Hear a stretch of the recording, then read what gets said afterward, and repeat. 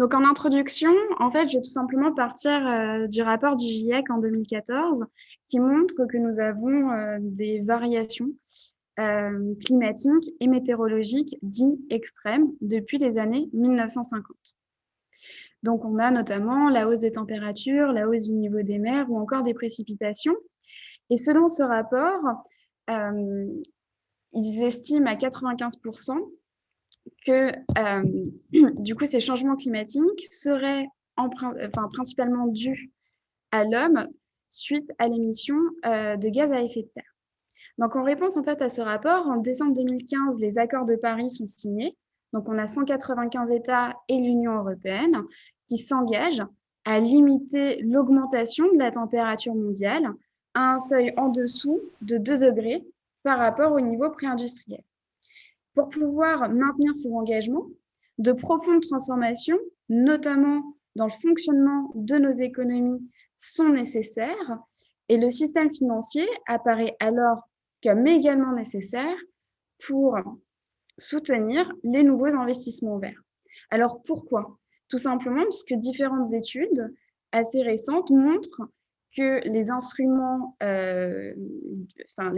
de politique fiscale seuls, tels que la taxe ou le prix carbone, ne permettront pas, ne seront pas suffisants pour maintenir cet engagement. Alors, qu'est-ce qu'un investissement vert? Un investissement vert, c'est tout simplement un investissement dans une sphère productive dont l'activité est écologiquement responsable.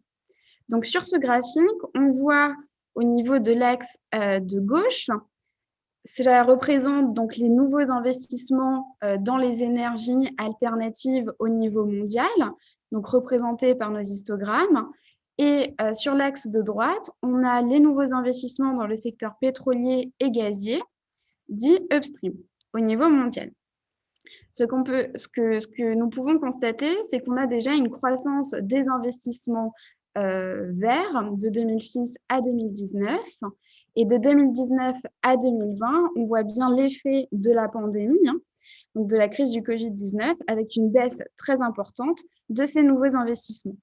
Et lorsqu'on compare du coup les investissements dans le secteur des énergies alternatives à celui des énergies fossiles, ici avec ma courbe en noir, on voit qu'on a certes une croissance des investissements dans le secteur pétrolier et gazier de 2006 à 2014, mais dès lors qu'on a la chute du prix du pétrole, on a une baisse de ces investissements, alors même que ceux dans les énergies alternatives continuent d'augmenter. Concernant les principaux leaders des nouveaux investissements verts, on a la PAC pour l'Asie du Sud-Est, suivi de l'EMEA pour l'Europe et l'Afrique, et enfin l'AMER pour l'Amérique du Sud et l'Amérique du Nord. Au niveau des pays, on a respectivement la Chine, l'Europe et les États-Unis.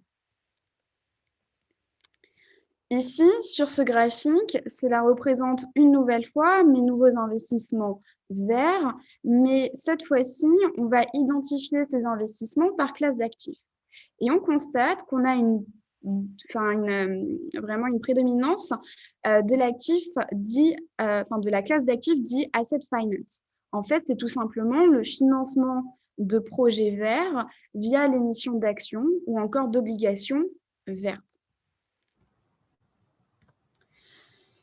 Cette contextualisation me permet tout simplement d'introduire ma problématique, qui est que face à cette demande de plus en plus forte pour les actifs financiers verts, eh bien, il est intéressant de se poser la question de la contagion existante entre ces actifs financiers et les marchés financiers. Alors, on va dire l'apport vraiment principal de notre étude, c'est qu'on va non seulement s'intéresser à cette contagion au niveau agrégé, mais surtout au niveau sectoriel. C'est-à-dire qu'on va analyser la contagion entre mes indices financiers verts et mes indices financiers sectoriels, avec par exemple la consommation discrétionnaire, l'énergie, l'industrie, au niveau mondial de 2006 à 2020. Concernant la définition de ce qu'est la contagion, il y a une multitude de définitions dans la littérature financière. Ici, ce qu'on entend par contagion, c'est tout simplement la transmission de chocs non anticipés d'un actif I vers un actif J.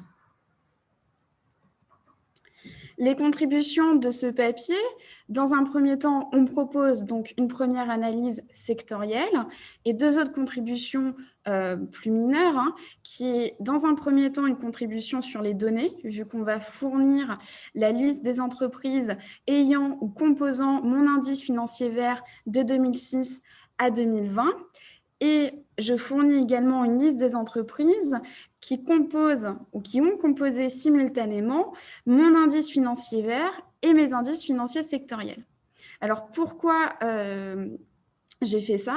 Tout simplement parce que je voulais vérifier qu'on ait peu d'entreprises qui se retrouvent conjointement dans l'indice financier vert et dans les indices financiers sectoriels pour éviter de créer de la multicollinéarité. Enfin, une dernière contribution est d'ordre méthodologique, puisque j'ai réalisé donc un modèle VAR sous contrainte avec la méthode de l'ASSO. Sauf que cette méthode, elle a été sélectionnée non pas de manière ad hoc, mais en minimisant mes erreurs de prévision.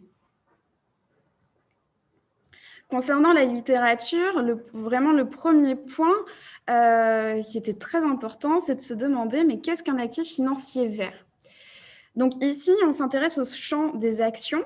Donc on définit une action verte comme étant la part d'une entreprise dont l'activité principale est non dommageable pour l'environnement.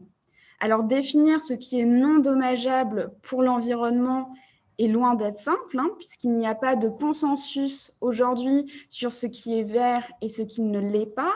Ça va dépendre de la méthode de sélection utilisée, des critères. Est-ce qu'on utilise des critères qualitatifs ou quantitatifs, ou des différentes politiques gouvernementales? Pour autant, dans la littérature, on suppose que les activités liées aux énergies renouvelables, au traitement des eaux usées ou encore à l'efficience énergétique sont considérées comme vertes. Concernant la littérature empirique, la majorité des études se concentrent sur l'analyse de la contagion entre mes indices financiers verts, les indices financiers dits hautement technologiques et le secteur de l'énergie. Ce qu'ils identifient, c'est que dans un premier temps, il y a une relation très importante entre donc mes indices financiers verts et mes indices financiers hautement technologiques. Pourquoi? Plusieurs hypothèses sont émises. Donc, notamment, les investisseurs pourraient considérer ces deux types d'indices financiers comme similaires. Une autre hypothèse est que la performance des indices financiers hautement technologiques détermine la performance de celle des indices financiers verts via un signal prix. Et enfin, la dernière hypothèse qui, à mon sens, est la plus pertinente, et que les indices financiers verts et les indices financiers hautement technologiques sont composés d'entreprises dont l'activité est similaire. Et effectivement, c'est un point qu'on retrouve dans la composition de mon indice financier vert, puisqu'ils sont majoritairement composés d'entreprises qui sont investies dans le domaine des nouvelles technologies. Enfin, la littérature montre qu'on a un faible effet de substitution entre le secteur des énergies alternatives et le secteur des énergies fossiles. Mais sur ce point, la littérature est moins... il y a moins de consensus. On montre également qu'il y a une connectivité forte entre mes indices financiers verts et le reste des marchés financiers. Et par ailleurs, je tiens à souligner qu'il y a vraiment une diversité dans les méthodes utilisées pour étudier cette problématique. Concernant les données, donc pour rappel, le principal obstacle que j'ai dû surmonter est tout simplement de devoir récupérer des indices financiers pour lesquelles j'avais accès à leur composition. Parce que l'idée était de vérifier que j'ai pas ou peu d'entreprises composant conjointement l'indice financier vert et mes indices financiers sectoriels pour éviter de créer de la multicollinéarité. Pour le choix de mon indice financier vert, j'ai décidé d'utiliser le Wilder Hill New Energy Global Innovation Index, le NEX. Pourquoi ? Puisqu'il fournit une représentation globale du secteur environnemental. On a une approche exclusive qui est utilisée pour sélectionner les entreprises. Sa composition est accessible pour toutes les années. Et enfin, le NEX a un historique assez long et sert de référence à la fois pour les investisseurs et pour les académiques. Une fois qu'on a récupéré la composition, j'ai réalisé donc des statistiques descriptives et je montre que déjà la composition de mon indice financier vert est fortement volatile. C'est-à-dire qu'en moyenne, j'ai 100 entreprises qui composent mon indice pour une année. Or, de 2006 à 2020, j'ai 309 entreprises qui ont composé cet indice. Alors, pourquoi c'est fortement volatile ? Premièrement, parce que les entreprises environnementales sont plus jeunes et donc ont une probabilité de défaut plus importante, mais également, on peut supposer que ces entreprises peuvent, d'une année sur l'autre, ne pas obtenir la capitalisation suffisante pour pouvoir composer l'indice. Par ailleurs, le NEX, dans sa composition, va correctement refléter les changements sur le marché des énergies vertes. C'est-à-dire que ces dernières années, on voit que mon indice est fortement constitué d'entreprises appartenant à l'Asie du Sud-Est et d'entreprises investies dans le secteur de l'éolien ou du solaire qui est en pleine croissance. Par ailleurs, le poids de mes différentes entreprises est limité dans la constitution de l'indice. Concernant le choix de mes indices financiers sectoriels, la première question auquel on a dû répondre, c'est quelle classification choisir ? Une classification orientée vers la production ou orientée vers les marchés ? On a choisi donc une classification orientée vers les marchés. Pourquoi ? Tout simplement parce que c'est celle qui est suivie par les différents professionnels de la finance. Elle est orientée vers la demande. Et la littérature montre que cette classification permet une meilleure représentation de la concentration sectorielle et permet de mieux expliquer les co-mouvements entre mes rendements boursiers. Au sein de cette famille, on a deux grandes classifications, le GIX et l'ECB. Le GIX est produite par le MSCI et Standard & Poor's, tandis que l'ECB est produite par le Dow Jones et le FTSE. Vu que je m'intéresse à une analyse au niveau mondial, je vais donc sélectionner le GIX pour pouvoir utiliser les indices sectoriels associés au S&P Global 1200. J'ai donc 11 sous-indices sectoriels associés au S&P Global 1200, le secteur de la communication, la consommation discrétionnaire, les biens de première nécessité, l'énergie, la finance, la santé, l'industrie, les technologies de l'information, les matériaux, l'immobilier et le service public. J'ai récupéré bien évidemment les compositions de cet indice pour toutes les années. Et enfin, j'ai vérifié donc l'impact de la restructuration du GIX en 2018 sur mes indices financiers sectoriels. C'est-à-dire qu'en 2018, j'ai tout simplement une redéfinition de mes secteurs et donc plusieurs entreprises ont changé de secteur. Sur mes 1200 entreprises, j'ai que 33 entreprises qui ont changé de secteur à la suite de cette restructuration, donc ce qui reste assez faible. Concernant les entreprises communes, au NEX et au S&P Global 1200, j'identifie 22 entreprises qui composent à la fois le NEX et le S&P. Alors, 22 entreprises sur 1200 pour le S&P, c'est assez faible. Cependant, 22 entreprises sur 309, c'est quand même plus conséquent. Pour autant, sur ces 22 entreprises, j'ai 10 entreprises qui ont composé mon indice financier vert moins de 2 ans. Et j'ai que 3 entreprises sur les 22 qui composent le NEX pour toutes les années. Donc finalement, en fait, le risque de créer de la multicollinéarité entre mes indices financiers reste négligeable et donc ces résultats sont positifs.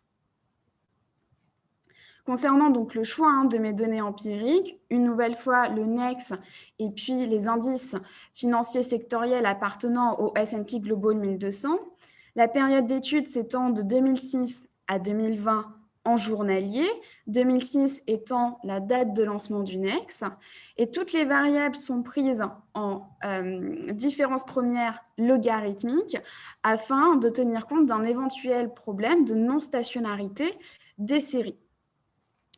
Par ailleurs, avant d'analyser au niveau sectoriel ma contagion, j'ai vérifié qu'il existe bien une relation au niveau agrégé entre mes variables.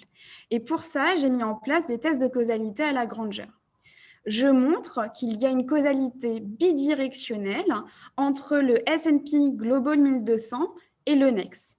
Autrement dit, le S&P Global 1200 contribue à la prévision du NEX et le NEX contribue à la prévision du S&P Global 1200.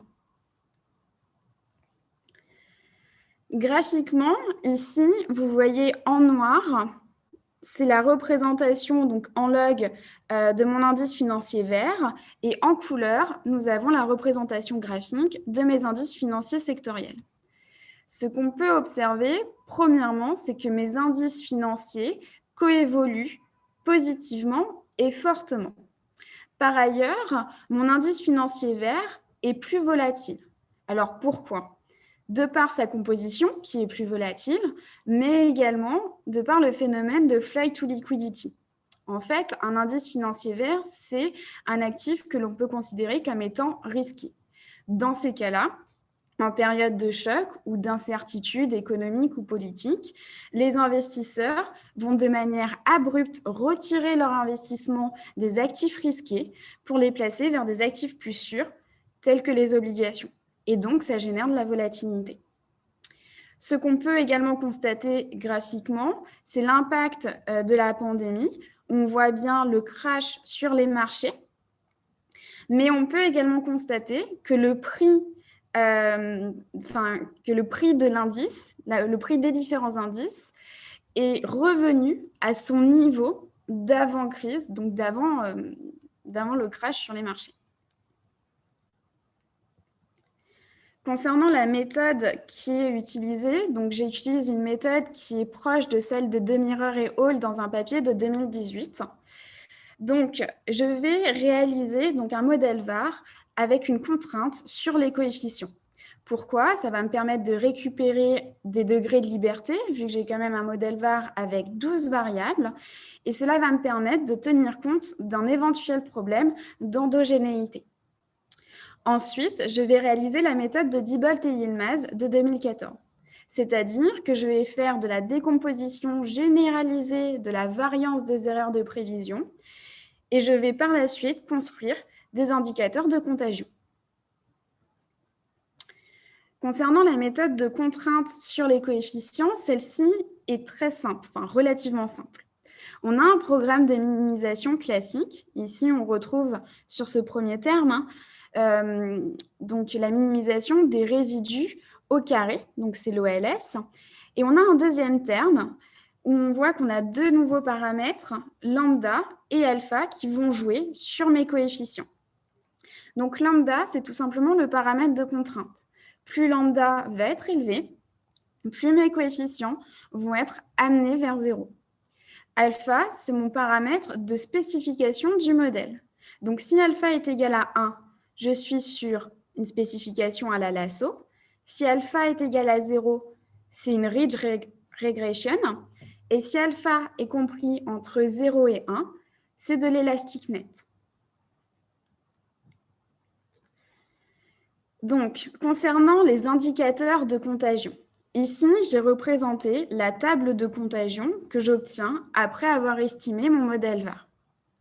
Et donc, si j'enlève la ligne to et from, j'ai ici la décomposition de la variance de mes erreurs de prévision. X1, Xn, c'est tout simplement mes variables. Si les éléments hors diagonale, c'est ce qu'on appelle les pairwise connectedness. Typiquement, si je prends P de 1, c'est le pourcentage de choc que ma variable 1 va transmettre à ma variable 2. Si je prends les éléments au niveau de la diagonale, et par exemple P1, 1, c'est le pourcentage de choc que ma variable 1 va se donner à elle-même. Donc, plus ce coefficient est faible, plus ma variable va être impactée par le système et les autres variables dans ce système, et donc plus mon actif financier va être ouvert financièrement. Lorsque je fais la somme des colonnes, sans l'élément au niveau de la diagonale, j'obtiens l'indice tout. C'est tout simplement le pourcentage de choc que je vais transmettre aux autres variables. Si je fais la somme des lignes, sans l'élément de la diagonale, j'obtiens l'indice from, qui est le pourcentage de choc que je vais recevoir des autres variables du système. Enfin, la différence entre ce que je donne et ce que je reçois me donne l'indice net. L'indice net va me permettre de spécifier si, en moyenne, mon indice financier est donneur net de choc ou receveur net de choc. Enfin, lorsque je fais la somme des pairwise connectedness et que je le divise par le nombre d'observations, j'obtiens l'indicateur TSI pour Total Spillover Index. C'est tout simplement la contagion globale dans mon système. Ici, c'est la représentation de l'estimation de mes paramètres alpha et lambda. Donc pour cela, on voit qu'en ordonnée, nous avons le mean squared error pour la moyenne au carré des résidus. Et en abscisse, nous avons le log de lambda.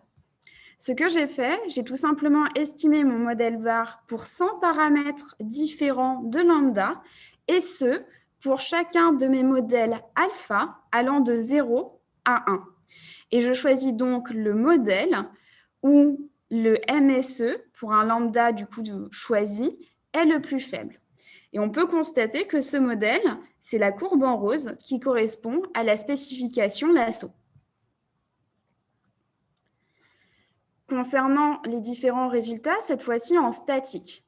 Ici, c'est la représentation en réseau de la table de contagion que j'ai présentée précédemment. La représentation en réseau permet tout simplement une meilleure lecture graphique. Donc, ce réseau a été réalisé à l'aide de l'algorithme Force Atlas de Jacomi et Hall en 2014. Ici, plus la taille des nœuds est importante, plus l'actif financier est interconnecté. Plus la taille des liens est importante, plus l'indice financier est interconnecté avec l'autre indice. Enfin, plus la couleur est foncée, plus mon indice va transmettre des chocs, va être transmetteur de chocs. Ce qu'on peut constater, c'est que les trois principaux indices financiers le plus interconnectés sont le secteur de l'industrie, le secteur de la consommation discrétionnaire et le secteur financier. Les deux secteurs les moins interconnectés sont le secteur de l'immobilier et des services publics. Concernant le NEX, qui est mon indice financier vert, ce qui nous intéresse, on voit qu'il est dans une position intermédiaire. Ça souligne que le NEX a un degré d'ouverture financière qui est conséquent. Pour autant, ce n'est ni le principal receveur de choc, ni le principal donneur de choc. Qui plus est, on voit que sa relation est plus importante avec le secteur de l'industrie, des matériaux et de la finance. Alors, comment est-ce qu'on peut expliquer cela? Via le degré d'ouverture financière de ces trois secteurs, la finance, l'industrie et les matériaux, mais également suite à la proximité des biens produits entre les entreprises dites écologiquement responsables et les entreprises appartenant au secteur de l'industrie et des matériaux. En effet, on peut penser par exemple pour le secteur,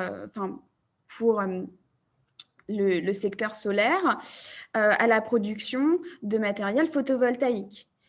Pour le secteur de l'éolien, on peut penser à la production de turbines. Ce sont des biens qui s'inscrivent dans le secteur de l'industrie des matériaux. Concernant l'analyse dynamique, donc cette fois-ci, on a regardé l'évolution dans le temps de mes différents indicateurs de contagion en faisant du rolling windows. Ici, c'est l'évolution de la contagion dans le temps de mon indicateur global, le TSI.